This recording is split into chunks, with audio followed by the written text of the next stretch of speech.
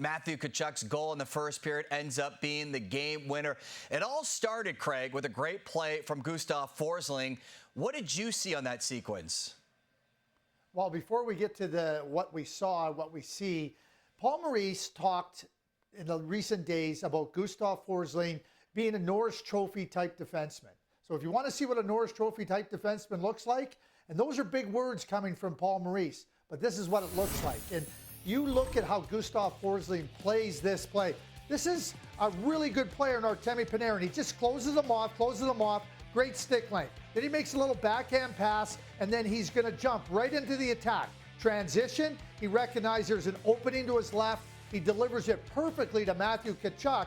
That ends up being the winning goal. So you look at a complete defenseman. Defensively, make a little outlet pass, jump into the attack, transition, get it to the guy that has a better chance of scoring than him, and there's your winning goal. But Paul Maurice talks about how good Gustav Forsling is. And a lot of people may not know how good Gustav Forsling is, but this is a top defender in the National Hockey League.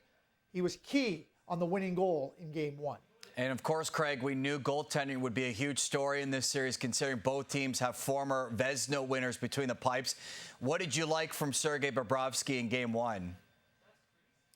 Well, the thing about Sergei Bobrovsky, he is now 12-4 in his last 16 road games in the playoffs. Now, that included 3 losses to the Vegas Golden Knights last year in the Stanley Cup final when they were beat up. So when you consider in the Eastern Conference playoffs, 12-1 in his last 13 playoff games on the road.